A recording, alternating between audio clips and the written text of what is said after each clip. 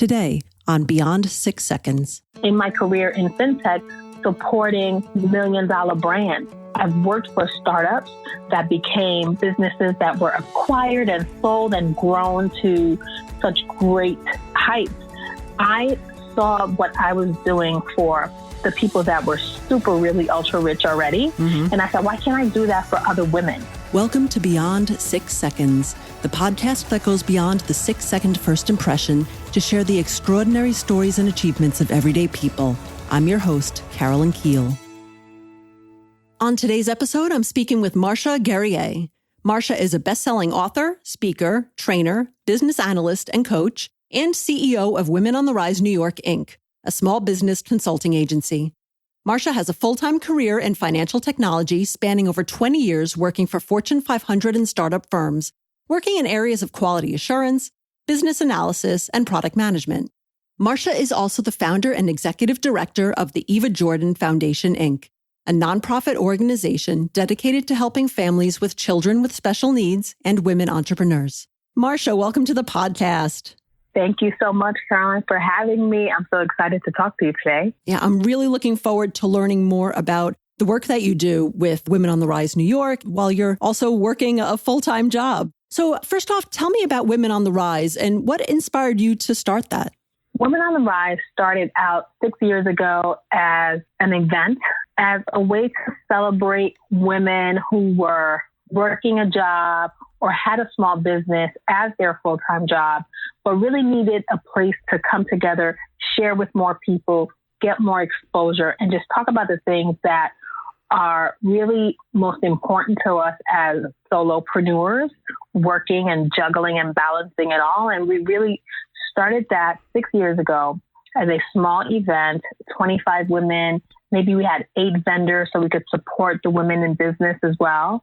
And then we grew and had monthly workshops where I would bring guest speakers in different areas of business to help each of us grow in our business. It really started from me needing a space, a safe space to bring other like-minded women together, for me to build my own personal network of women achieving and looking for the same thing that I was looking for. Wow, that's fantastic. And the focus on providing a safe space and a supportive space for women who haven't made the full leap into full entrepreneurship yet, but are working that 9 to 5 or 9 to whatever it is, as we know these days, and also building out what becomes their business. That's really great because I think a lot of people and a lot of women start out that way, and not everybody jumps feet first into entrepreneurship. And yeah, sometimes it's hard to know where to have those first steps. Absolutely. And also, it's not always necessary to think that you need to start a business and become a full-time entrepreneur overnight. There's no such thing as an overnight sensation unless you have the foundation and the financial foundation to really help you build out your dreams and the backing to do that without having a 9 to 5. So that's why it's important for me 6 years later in this space that I'm in to really focus on women that are working and really helping them get the tools and resources to help them in their business. We can't all work our business all day, and we also have lives. We have children, husbands, relationships, families, parents, girlfriends, girls' night out. We have everything that we need to contend with and still add on to our life to make us more well-rounded. And you should never let go of those areas of your life that are most important to you. So it's important that you get a community of women to help you share in those stories and resources. And that's what we do today through the Women on the Rise. That's wonderful. And I guess thinking back 6 years or so when you're working full time in financial technology and you're just starting to think of entering entrepreneurship or starting your own business. What was the genesis of this idea? Did you have an idea of what you wanted to do, but you couldn't find resources? Or, I'm just curious what lit the spark to say, where did it come from? Yeah. It started way before 6 years ago. I do have to, a little bit transparency. I've been an entrepreneur for years, forever, for decades. I started out in high school, just helping friends with resumes. I always had a passion for catering and hospitality. So I went into the event space and really help people plan events. And so I was also the go-to person and the visionary behind so many of my friends' businesses. I would see what they could do, and I would be able to come up with a strategy to help them take it from, the kitchen or the living room and really push it out there. And using strategies like social media when it was coming up, the internet, and networking is my number one strategy for most businesses and most entrepreneurs. And really helping them get out there, getting the motivation, getting the right mindset to put them in the frame of mind of a CEO. In my career, which I'm still in today, in my career in fintech, supporting $1 million brands. I've worked for startups that became businesses that were acquired and sold and grown to such great heights. I saw what I was doing for the people that were super, really ultra rich already. And I thought, why can't I do that for other women? And it was always men. It was always men with my tech startups that I worked for. Even in my Fortune 500 corporate space, I built out a new division, helped them build out their software and their products that they would then use to duplicate their business. Why can't I use these same skills, these same technical skills that I've learned throughout the years and help other women grow their business? And so today, through Women on the Rise, I help women as a business coach with their mindset, money, marketing, and media. Wow, that's great. And do you focus mainly on women who are working in the technology space, or is it really any woman who wants to be an entrepreneur? Truly any woman who really wants to be an entrepreneur. I have worked with leaders at very high level positions in the government space, in real estate, as accountants, and pretty much in every area. I can't say, maybe construction. There are some spaces where I haven't entered, but it's really about the strategies that women need to improve their mindsets. Because it's not so much about teaching them about their business and about their actual service and their talents and their skills that they use. So what I do in my coaching is really give them strategies to improve marketing, get media exposure through some of my affiliate partners, publicists, and also the mindset. I found that the majority of the women that I'm working with, what they need to shift their businesses around is to improve their mindset. Their mindset's about money, about earning money, about demanding your worth, about asking for your value, really working with women to help them really see that they are enough and they have the experience, especially with the women that I work with. They're leaders. They come with years of experience, yet something doesn't click with them. And it usually starts at the mindset. Yeah. Wow. That is really powerful then, the mindset. And a lot of times we think of the motivation and focus and hustle, but really that mindset about money, it seems almost counterintuitive because you would think everybody would want to make money, but a lot of people really come around with hangups and concerns about money that you're not even aware of. Right. Limiting beliefs were probably put on us at an earlier age. Some people grow up in families where money is not talked about. It's even in wealthy families, it is a sign of disrespect to talk about how wealthy you are. At any stage and at any range you find, people have hang-ups about money. And it's really important to help them break all of those old age thoughts and ideas that people had surrounding money. And it's okay to talk about money. If we don't know how much Mark Zuckerberg is worth right now, then you're living like in a closet somewhere, right? If we don't know how much Amazon, Walmart of the world are making, then we wouldn't see the American dream and understand exactly where we need to take our lives. Yeah, absolutely. Let's not be shy anymore about money. Right? The leaders of those companies aren't shy about making money. They're not shy. No. They understand their bottom line. They understand what they need you as an employee to know. So that's what we talk about when I'm working with my clients, is that we talk about, let's focus in on the areas in your career that you see, and let's not focus so much on the fact of your dissatisfaction. So oftentimes women come in with I need to leave my job. I'm so frustrated. It's usually not your skill set. It's not the structure and the organizational ideas that the company would like to have adhered to, it's usually a bad boss who delivers the information incorrectly. Mm-hmm. It's usually maybe bad coworkers that don't know how to play well in the sandbox. But what you have to take from those experiences, look at the broader picture and see where you can actually glean knowledge and some type of expertise from them to help you build your business. Understand the structures, understand the way they form their business. They started from somewhere, just like you, with themselves as solo CEOs. They brought in partners at some point. They brought in additional people. And we could all do the same thing in our own businesses. We don't have to aspire to be $1 billion business. 5 million, let's go for it. We could make $1 million. How many of us are making $1 million in our businesses? We could shoot for that. And how do you do that? You gather a team around you. That's what all successful people do. They bring in teams around them. Negotiation. Know your value. They know their value. And you bring that in together to combine it and build great things together.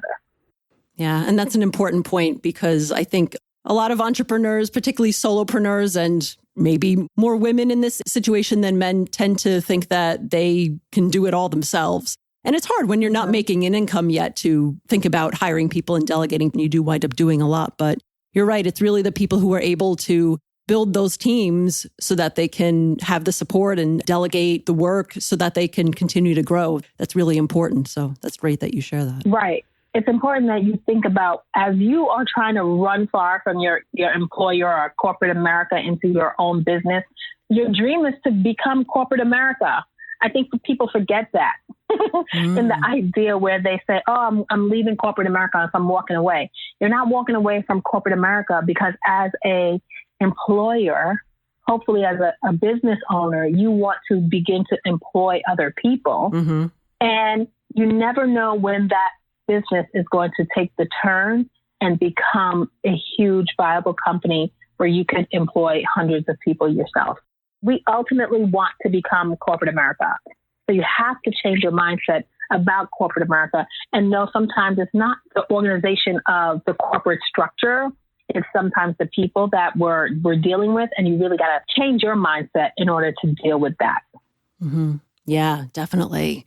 Aside from your coaching and the strategy that you offer to the women that you work with, you also have this event, which is actually coming up in just a few weeks now, called Women on the Rise New York. Tell me about that and what kind of services and presentations are offered there. So it's the Women on the Rise Forum and Expo, and we are entering our 6th year, October 18th and 19th at the LaGuardia Plaza Hotel in New York. It's a 2-day event.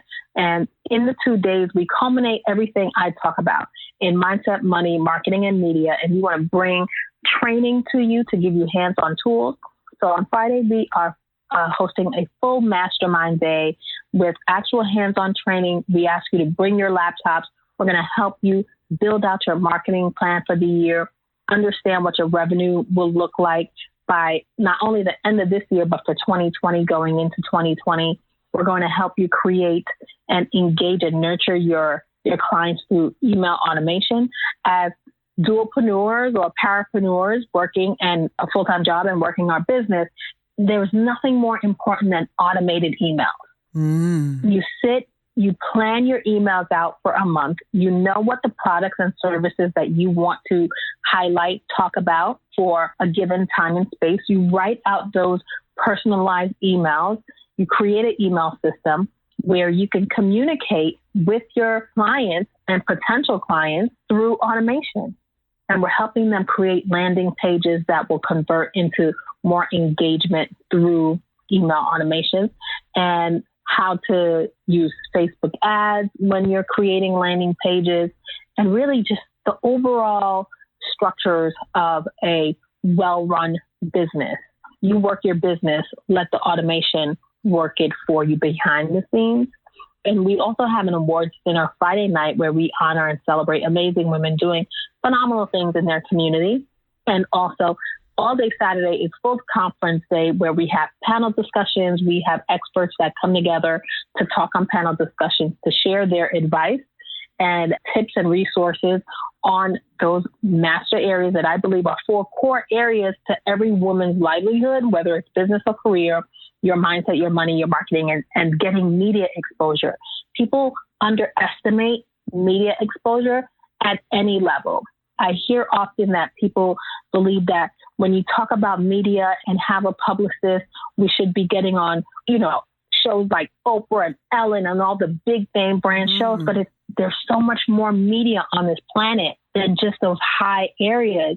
And to get exposure at maybe a lower market and a lower level is what we try to teach women within our network as well. The media coverage is something that really propels them and pushes them to be more courageous, to do more. So we're excited to bring this whole full day. We have something new this year that we are introducing, which is a kidpreneur. So we're allowing moms to bring their daughters in and have their own private workshop and go through basic steps and areas of entrepreneurship as well. So it's a jam-packed 2 days, and I'm so super excited about this year's event. Wow, that sounds fantastic, and really a lot of practical and actionable and very focused advice. Even just the areas that you covered are things that maybe entrepreneurs or aspiring entrepreneurs wouldn't think of, like the ideas around media and around concrete business planning and everything. It sounds like really a very focused and practical and actionable session.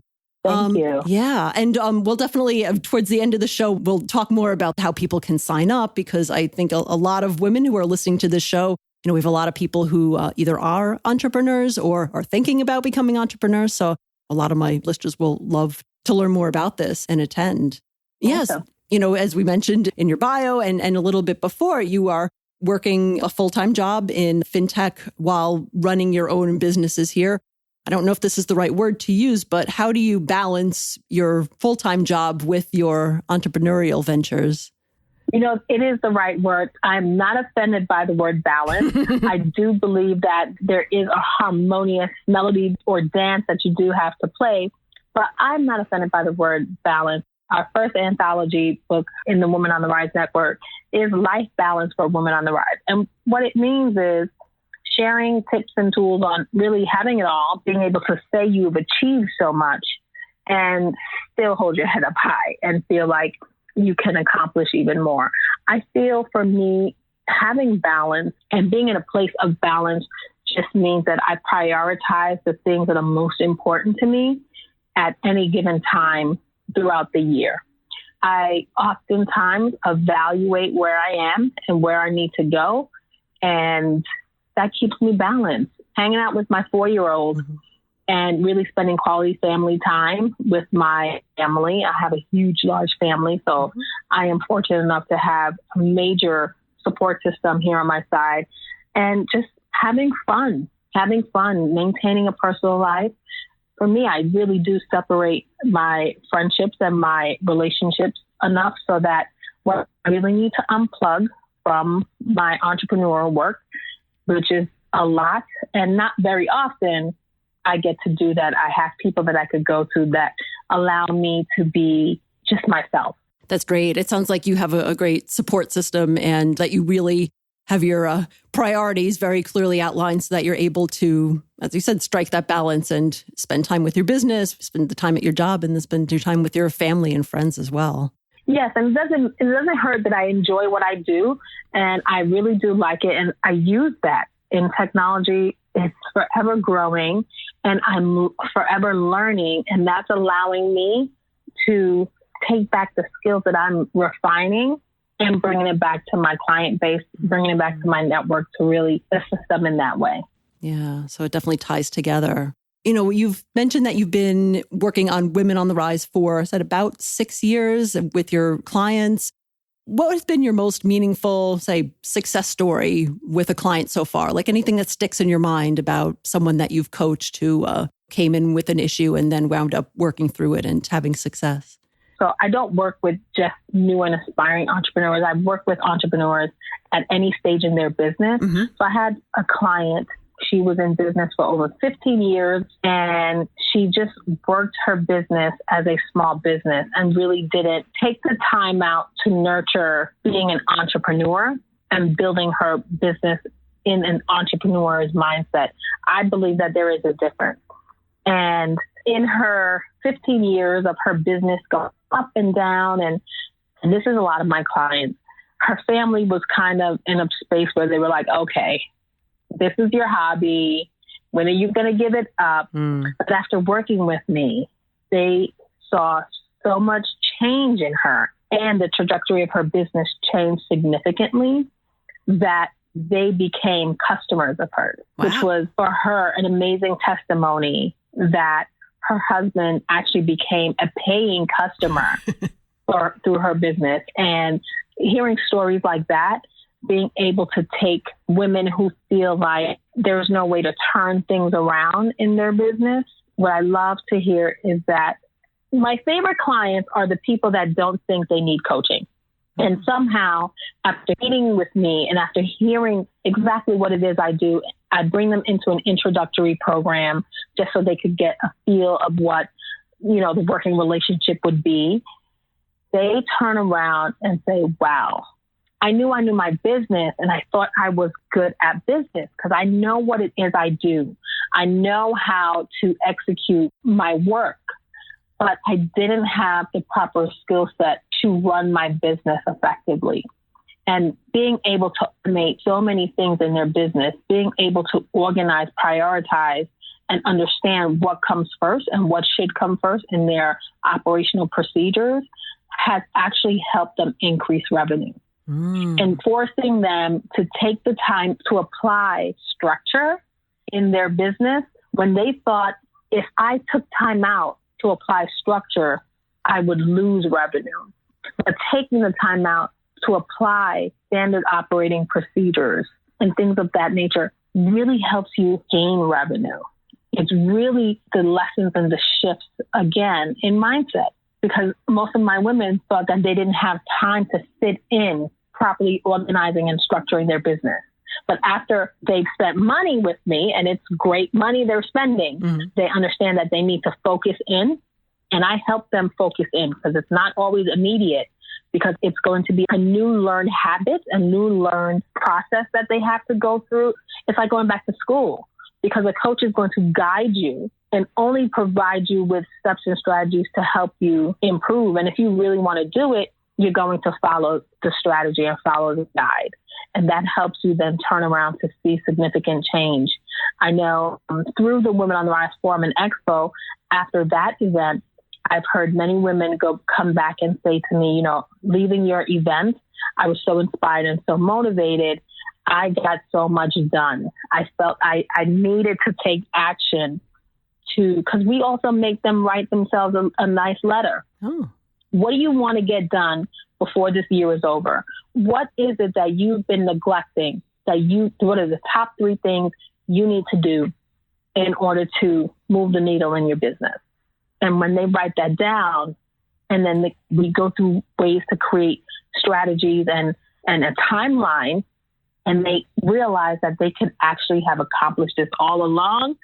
And it took them hanging out with me for a day or two at the Women on the Rise Forum and Expo for the light bulb to go off. That's when I know I've done my job. Wow. So that's really showing the value of having that structure.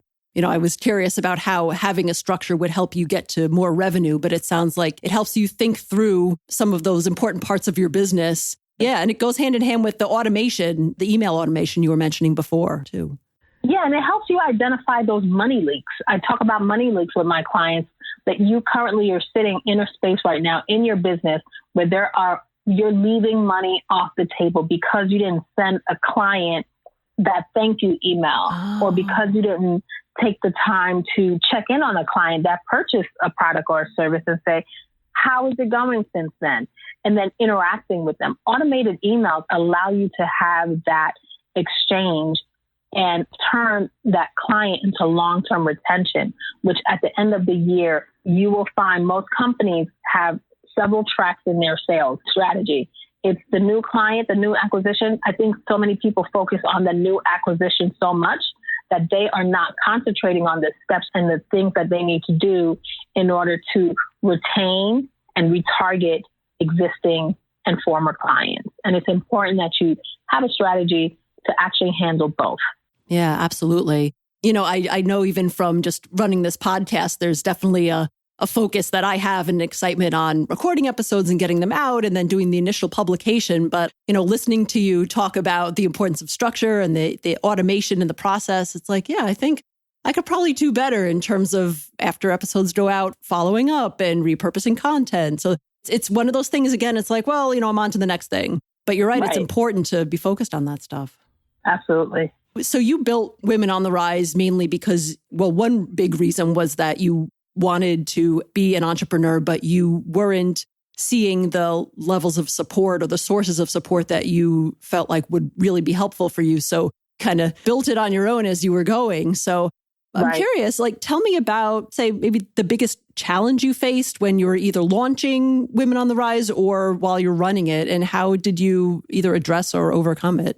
The biggest challenge I truly faced was myself, thinking that I needed to get things right, thinking that I needed to get things perfect, maybe, you know, thinking my curriculum for my courses, are they so perfectly aligned? What am I missing? What am I forgetting to teach people? And then the imposter syndrome happens and, oh my God, am I an imposter? And the truth is, no, I have over 20 years experience doing what I'm doing for corporate America. Why would I not be qualified to do it for small business? But we come into a space where now corporate America is your single company, single boss, a single channel of accountability. And now as a business coach, I find myself having to answer those same questions to dozens of people. And it does make you think and question. And I overcame it by just affirming my value to my clients. And again, those testimonies are so important when clients do come back and say how much they've achieved. And it's important to really continue to get that type of feedback and assessment from clients, no matter what business they're in, no matter what you're selling, whether it's a product, you need that client feedback for you to be able to improve on your product and or develop something new. And so it's important that you do continue to surround yourself with winners, other people excited and motivated about entrepreneurship. And I love what I do. And I surround myself with people that think and feel the same way.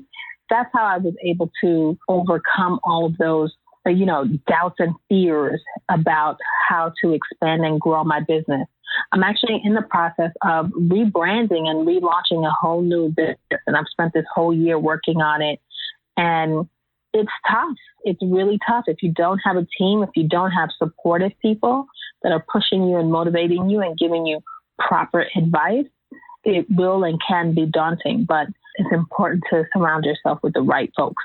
Yeah, that's a great point. And I think so many of us, certainly so many women, face that imposter syndrome that definitely crops up at some points in our lives. And it's so interesting that you're using your customer testimonials and the feedback that you're getting from the clients that you work with to help battle that imposter syndrome and help validate. Right. And it's important to really be open to that feedback. It's funny, but a lot of times people will get great feedback and they'll just sort of dismiss it or they won't weigh it as much. I think there's some ratio that you have to hear like 9 positive comments to counteract every 1 negative comment or something like that. So it's really, it is important to be mindful of those really positive comments and take them to heart and use them to fuel your passion.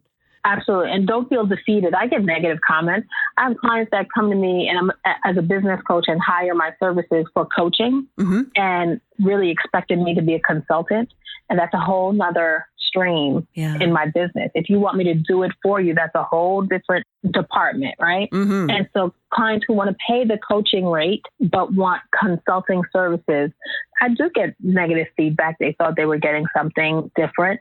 And I don't let that stop me. I don't let it deter me from working with the next person. And I often help diffuse all situations. You have to be willing to take negative feedback if you're going to become an entrepreneur, because there will be dozens and tons of negative feedback. You can't please everyone all the time. That's true. And that's where, again, having that support system that you were talking about really comes into play to help validate and remind you of the strengths and the skills that you continue to bring and the value that you contribute. Absolutely. What would you say are your long-term goals for Women on the Rise? Long-term, Women on the Rise will have chapters in major cities around the country where we could engage live, because I'm all about live networking. And while the online space and technology has been a great tool to grow the brand globally, I really do want to connect with people more one-on-one live. Mm-hmm. So that is a major goal for me, is to have offices open up in multiple cities throughout the country. Right. Yeah, that's fantastic. Spread the benefits beyond the New York metro area, which is the area that we both live in, and help even more women. That's wonderful. Absolutely. Awesome. So, Women on the Rise New York, your expo is coming up soon. How can people get in touch with you if they want to learn more about Women on the Rise, your consulting, or about the upcoming event, Women on the Rise New York? You can catch us on most major social media. I am on Facebook and Instagram at Women on the Rise Network is our handle. I am on Twitter at WOTRNY, although I'm not so heavy into Twitter. Mm-hmm. And I'm also on LinkedIn under my name, Marsha Guerrier, and we have a Women on the Rise page as well on LinkedIn. But you will most likely find me very easily through our website. More information about the event at www.womenontheriseny.com. Fantastic. And I'll put that in the show notes so that people can find all those links easily. And remind us once again, what are the dates and location for Women on the Rise New York? The event is happening October 18th and 19th in New York City at the LaGuardia Plaza Hotel, right outside of LaGuardia Airport. We have had people come in as far as Canada and the Caribbean. Wow. We've had women come from Tennessee, the Maryland, D.C. area, not too far of a drive, Connecticut, and the tri-state areas. You could stay at the hotel. It's a gorgeous hotel. We will be serving lunch, breakfast, and if you're there for Friday night, you will have dinner with us as well if you have a 2-day reservation with us. So come join us. You can get all the ticket information at our website, www.womenontheriseny.com. All right. Wonderful.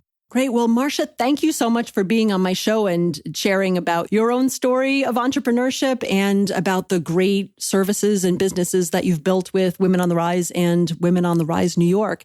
As we close out, is there anything else that you'd like our listeners to know, or anything else that they can help or support you with? Yes, I want to remind people that they should surround themselves with diverse women at every stage in business. Mm-hmm. You don't want to always be the smartest person in the room, and you don't want to always be the person that needs to know the most in a room. Share, and be humble and connect with women that you believe could help you. And it doesn't matter what stage of business they are in. Everyone has something to share at any level. Yeah, absolutely. Build your community and it'll help build your own success too. Wonderful. Absolutely. Thank you so much, Marsha. Thank you. Thanks for listening to Beyond 6 Seconds. Please help us spread the word about this podcast. Share it with a friend, give us a shout out on your social media, or write a review on Apple Podcasts or your favorite podcast player. You can find all of our episodes on our website, www.beyond6seconds.com. Until next time.